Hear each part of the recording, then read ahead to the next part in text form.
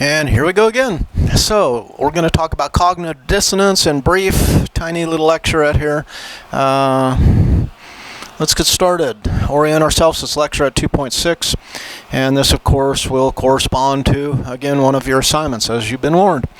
So, cognitive dissonance theory, who can we talk about here? And we're going to go back to our introduction. Remember Leon Festinger, student of Kurt Lewin's, who was really kind of wedded to the scientific method.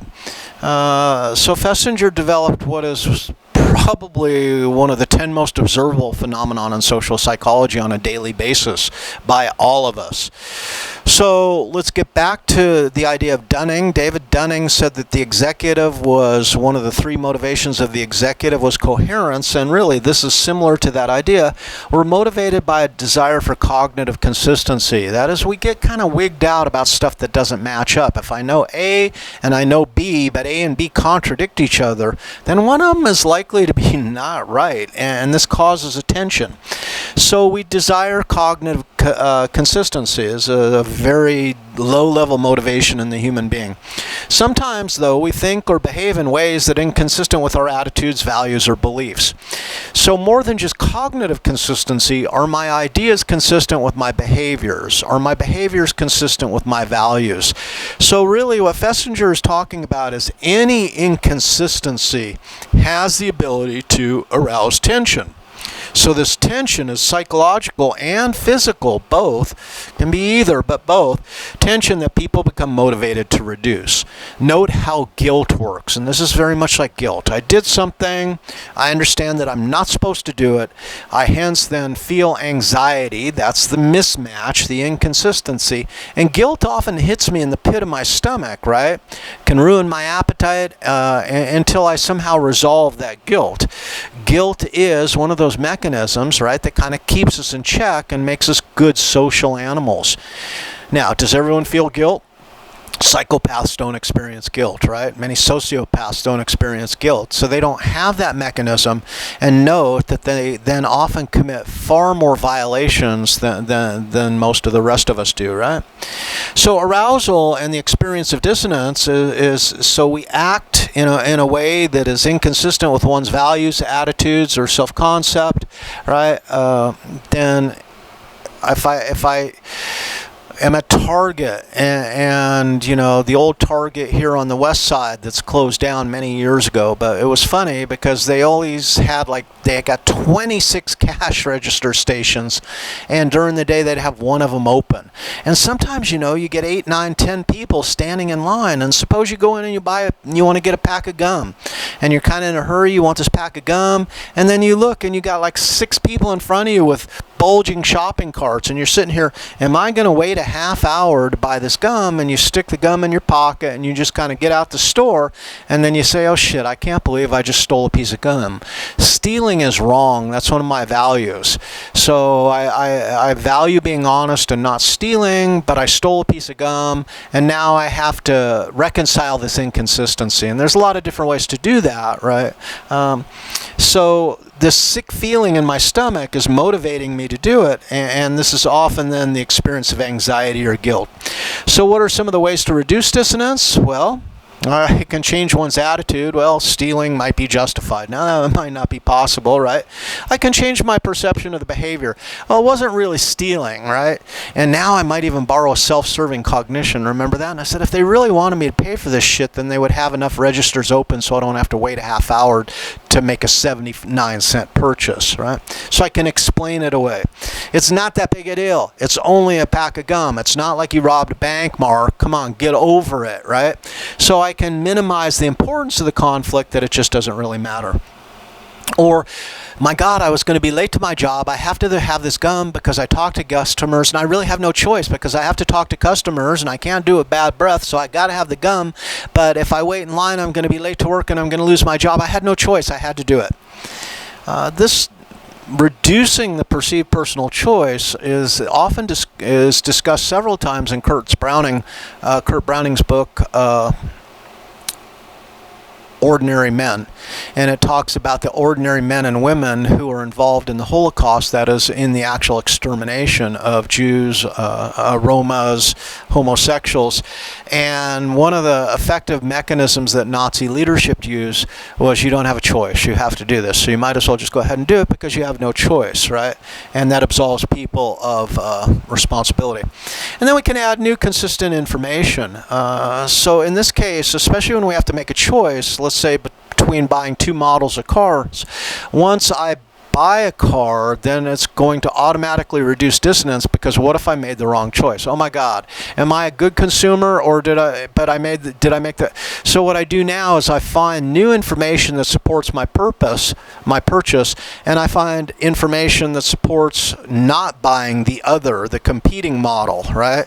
So I spread these alternatives. I make this one, the one I did, more and more desirable, and the one I didn't, less and less desirable, using information that supports that. Now, there's a classic dissonance experiment, and we can't get away without talking about that. And this is Carl Smith and Festinger. This is circa 1959, and it was a pretty simple experiment. What they did is, if you can imagine having a board like this, let's say this is a plywood board, and they put 50 knobs on here, right? And these knobs can be turned, right? And each knob has this little index line. So my job then, they say, go in and go ahead and turn the knob a quarter turn, so then now it's pointing this way. Turn, turn, turn, turn. And then once you get through all 50, I want you to go back to the start and then give it another quarter turn. Can you imagine doing that for a half hour? How boring that would be, just turning these knobs a quarter turn each, all 50 of them, and then when you get to the end, doing it over again? Frickin' totally boring. So now that you've been bored out of your skull, you're about to leave. But note, the experiment is ongoing, because social psychologists love to deceive people, or maybe not, but this has a lot of deception. So you go and they say, wait a minute, before you go, can you do me a favor? And I'm like, yeah, I don't know. And they say, I'll pay you $1. And this is the independent variable. You're going to be randomly assigned to this condition, or you're going to be paid $20. And the idea is random assignment. So you're either getting $1 or $20. But what they say is, I want you to go out to the waiting room and tell the participant how interesting you found the experiment. So they're asking you to go to lie to another participant, of which you are a participant. So this is, one of your peeps, right? And you got to lie, either for $1 or $20. Well, once you lie to this person, you say, yeah, you're going to love this experiment, it's bitchin', etc. And then you get the hell out of Dodge with either big bank or little bank in your pocket. And then the dependent variable is about to be assessed now that you're out in the hallway having left. And they're going to say, hey, I'm from the university, and I'm really just interested in people's attitude towards research in general, and they start asking you questions, and one of the questions they ask you is, how interesting did you find the experiment in which you just participated? And this is what you find is rating of the task enjoyment, that is the interest. And what we find is, and let's forget the control condition right now, but those people who were paid $20 to lie about it had half the enjoyment purported that people who were paid $1 express. Now, why is it that the people who are paid $1 rate the task as more enjoyable than people who got $20? Well, notice, think about it. If you got $1 to lie, and now someone's asking you, did you find it interesting? Are you willing to say, well, you know what? I lied for $1. I really am that cheap. I can be purchased for a little more than, half a tin of bacon grease. It's hard to accept that most of us would lie for $1.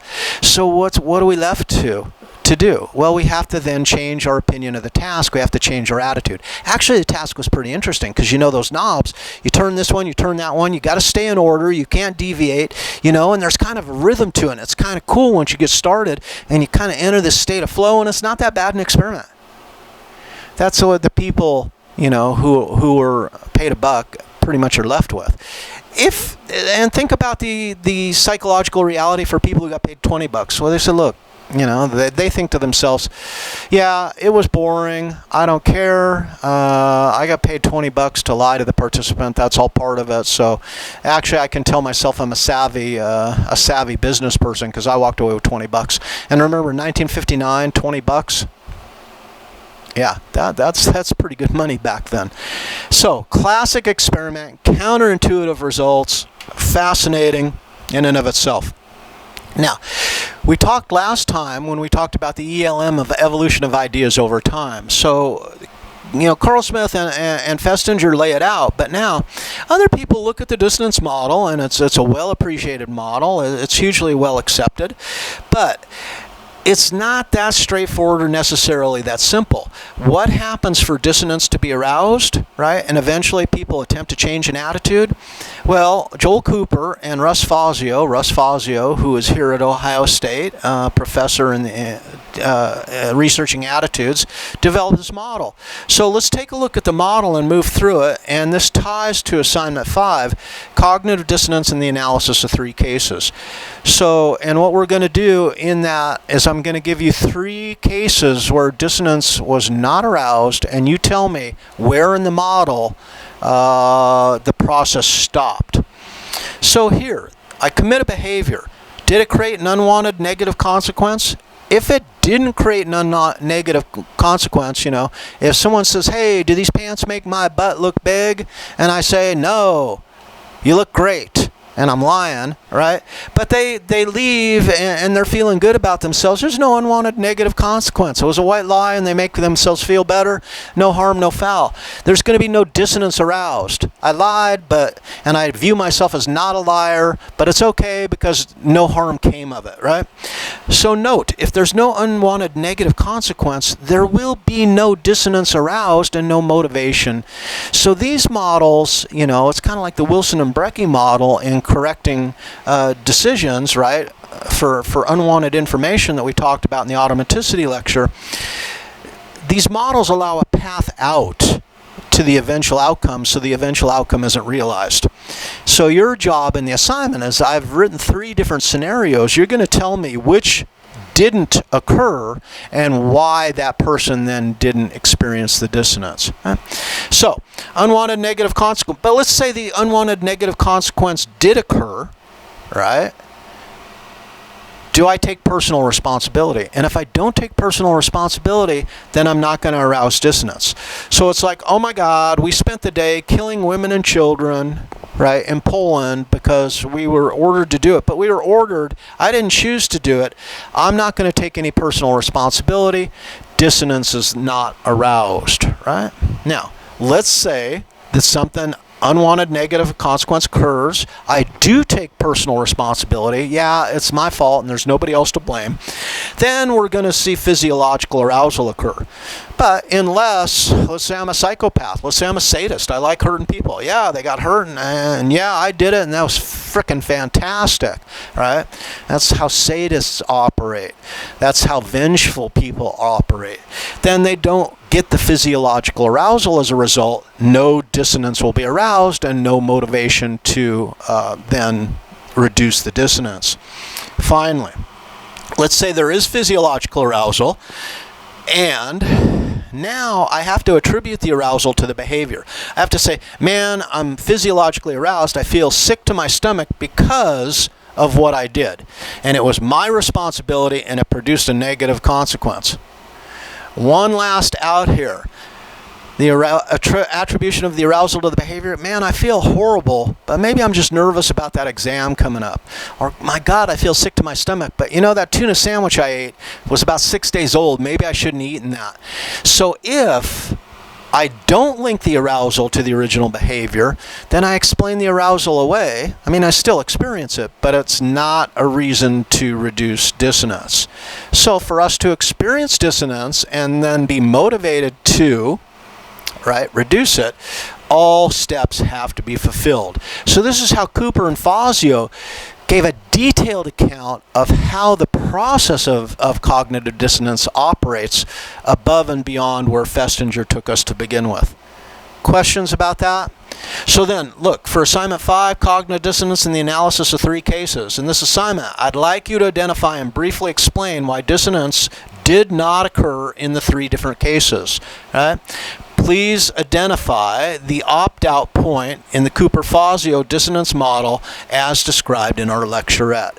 So it's just you read the story, compare it to this flowchart, see what I've indicated as the missing area, right? Think about that, critically think your way through it, and then present each one. Anyone see the typo? God, I hate doing this, especially when it's a writing class. Kind of feel like a fool. But none of us are perfect, so let's just fix that up right now.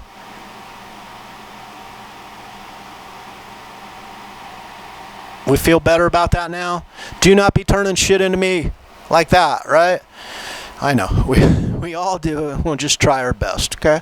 So, what do we got then? I'm going to close this out. There's Festinger. Here's his book, Conflict, Decision, and Dissonance. I love this quote. I prefer to rely on my memory. I have lived with that memory a long time. I'm used to it, and if I have rearranged or distorted anything, surely that was done for my own benefit. And it's like that, the ultimate in dissonance reduction. This dude is brilliant, and he's got a pretty interesting sense of humor, too. Thank you. See you on the next one.